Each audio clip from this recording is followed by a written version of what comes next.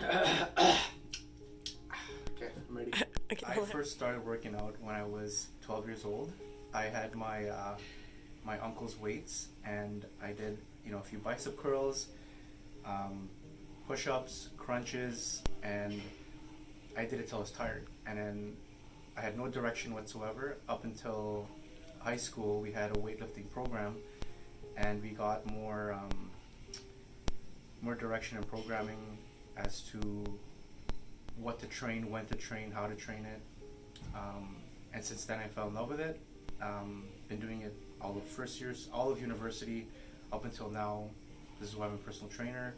I just fell in love with it, and I love seeing the progression with my body, with my strength, with my endurance, and yeah. So about 5 years ago, I was at my absolute leanest, probably around maybe 10% body fat, and it was good. It looked good. I felt good, kind of, but I was definitely under eating. So I was probably eating maybe like a couple of pieces of fish, broccoli, some peanut butter. I was developing like an unhealthy relationship with food where, say for example, I wanted to have like a donut or a cookie. I would eat it and then feel like total regret and would have to like think, oh, I gotta do like an hour of cardio to burn this off, or like it would just bring me down after just eating that piece of food.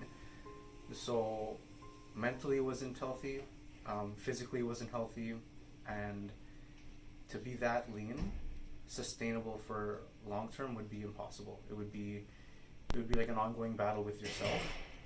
And right now, currently, I'm a bit heavier than what I used to be 5 years ago, but for me, I find this is sustainable for me. Like my strength is there, my endurance is still there.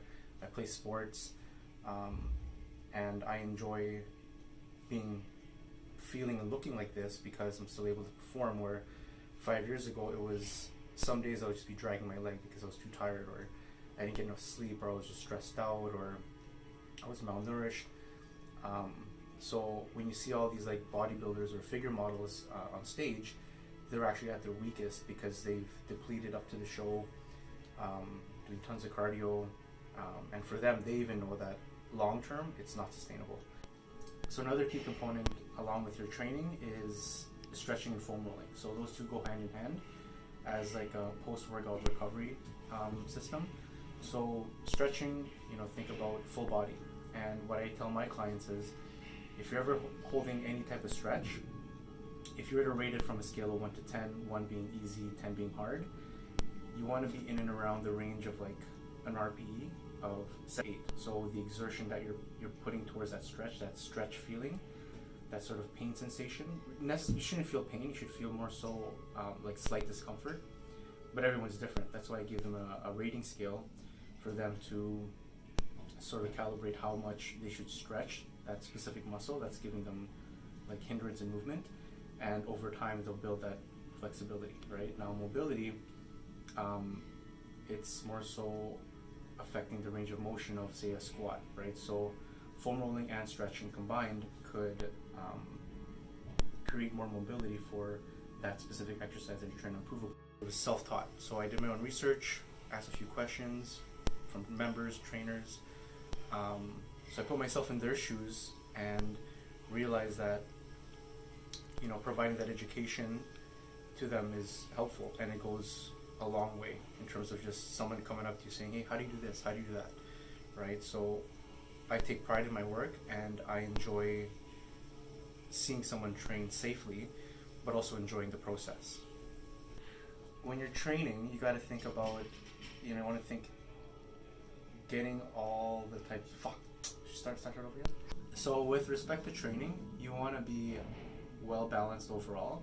You want to focus on strength, and cardiovascular, your heart, because like your heart's a muscle too, and it's always working.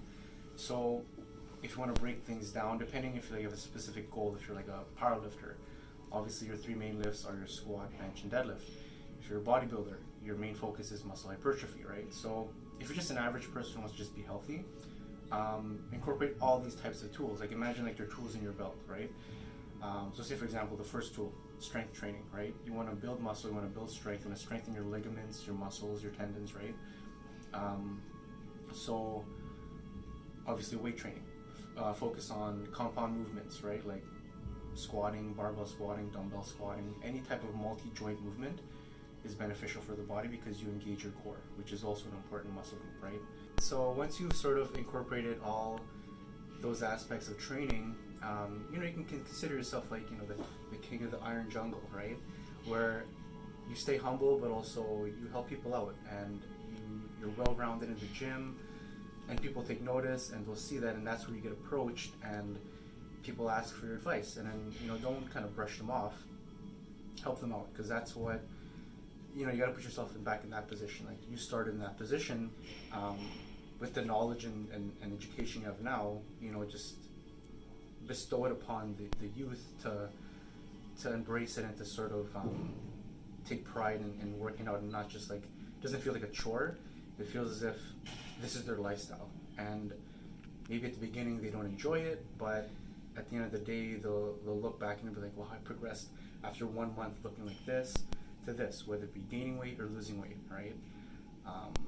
And then just have fun with it and just get guns like this.